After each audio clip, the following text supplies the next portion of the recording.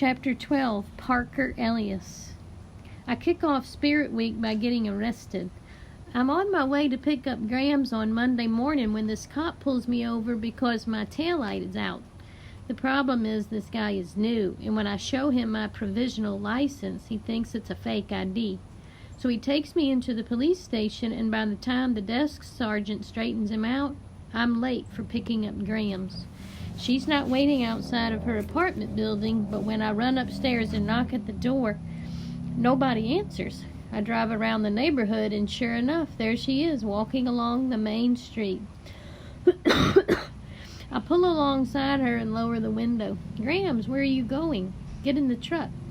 She keeps on walking and never even glances in my direction. Way back when she was growing up in Israel 1,000,000 years ago, her mother taught her never to get into a strange car.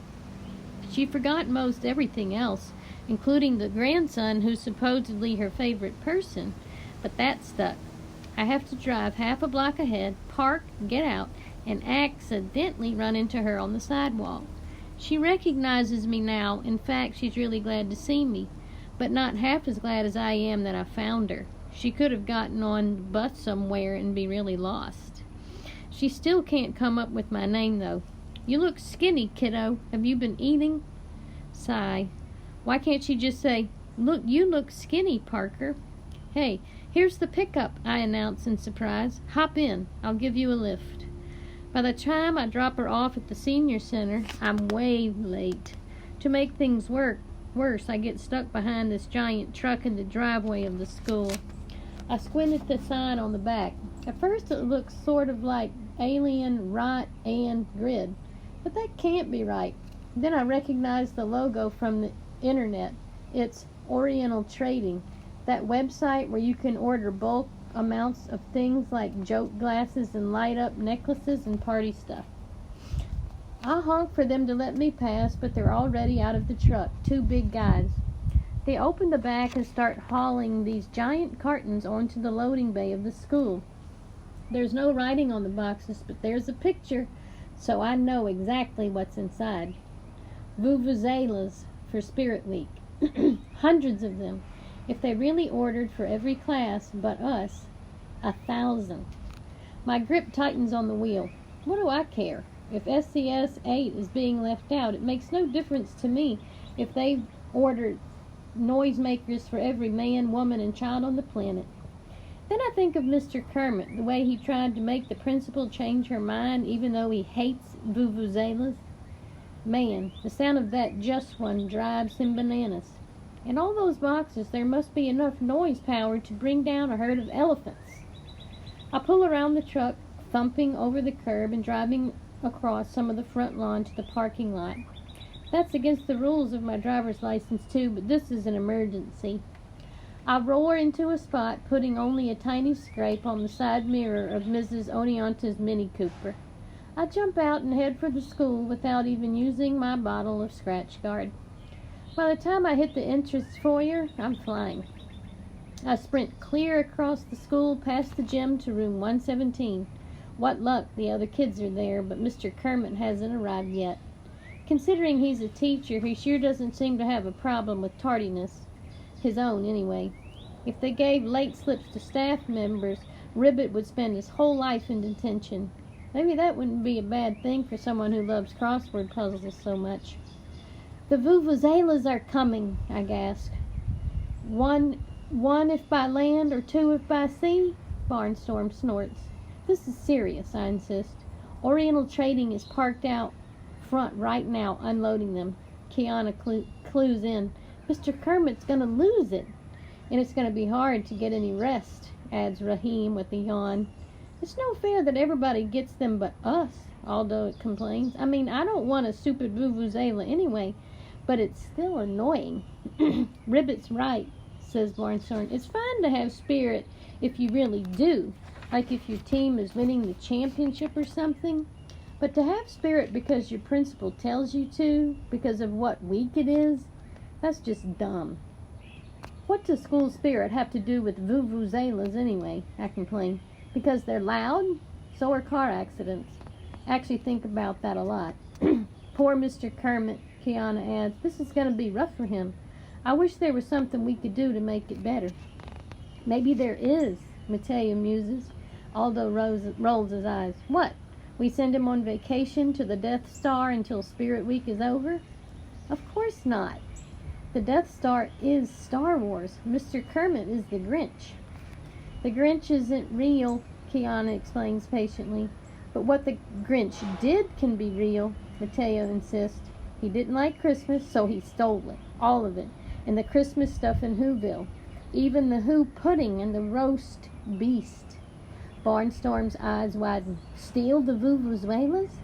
There are like 7 of us, and I'm on crutches. How are we supposed to carry that many vuvuzelas? They're in boxes, I put in. Big ones, but I don't think they're super heavy. At least the Oriental Traders guys are having no trouble unloading them. Where do we put them? In our lockers? Mateo is stuck on the holiday TV special. The Grinch loaded the Who's Christmas stuff on a sled to dump off the top of Mount Crumpet. Too bad there aren't any 10,000-foot cliffs around here. That's when it hits me. Guys, what about the river? If you follow the school property straight on past the athletic fields, you'll eventually come to the banks of Greenwich River, which divides our town in two. Kiana shakes her head sadly. It's just not practical. There's no way we could move giant boxes all that way. I'll drive them, I say suddenly. We just have to load them into my truck. I can't quite describe how I feel. It's not that I'm anxious to do it, but suddenly it seems so doable.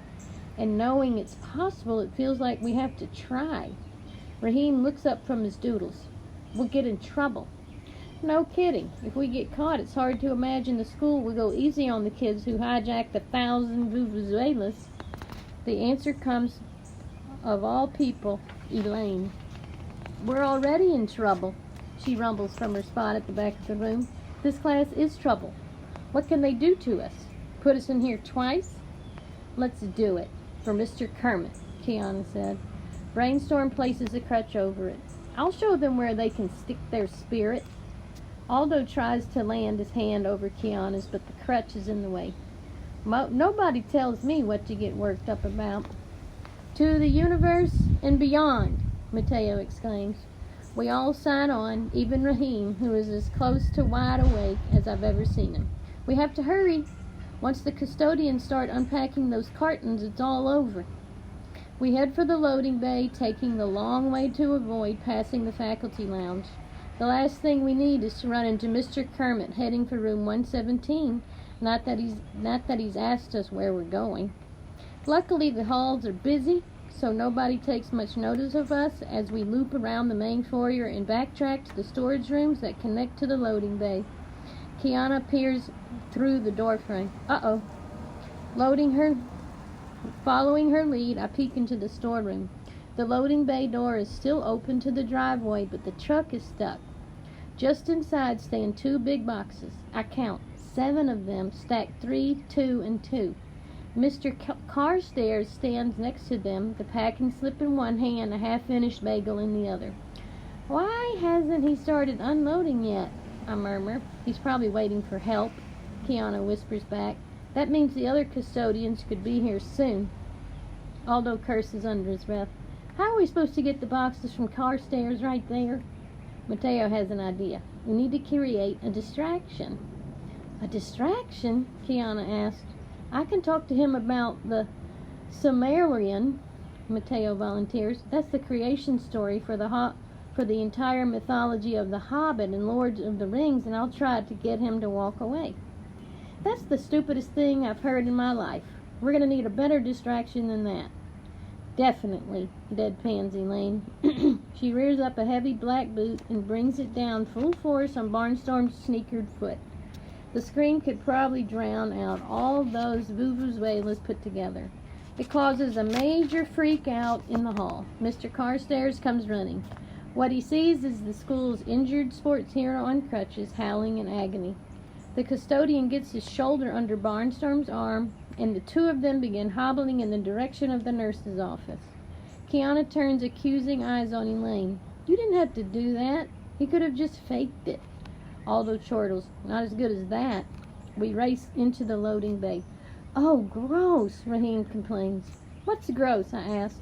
He points. It says that on the boxes they're gross. Kiana throws up her hands in exasperation. That's not gross. That's one gross. It means there's 144 vuvuzelas in each carton. That makes, Mateo does the calculation in his head, 1,008. I thought we were only getting 1,000. It really seems to bother him. Never mind that. I'll go for the truck. I scramble out of the loading bay and jump 3 feet down to the pavement. I sprint to the parking lot and leap into the pickup. It takes all the restraint I can muster to keep from stomping on the gas.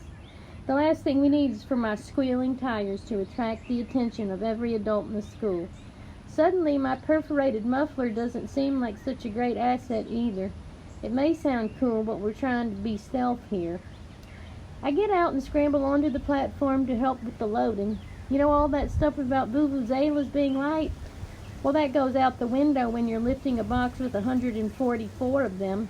On the plus side, we've got Elaine, who could lift the load in the loading bay with it, and maybe the truck too. Kiana and Mateo pile in beside me, but Raldo, Raheem, and Elaine have to jog alongside the pickup. I pull around the side of the school and then jump over the curb and start driving slowly along the grass. I glance at the rear view mirror and see Elaine flashing me a thumbs up. I normally try to have as little interaction with her as possible, but right now the gesture gives me heart because I'm pretty scared at this point. Are we crazy? Probably, but that's not the part that bothers me. My main worry is that none of this is covered by my provisional license. And if it gets revoked, who's going to pick up Grams every morning and drive her to the senior center?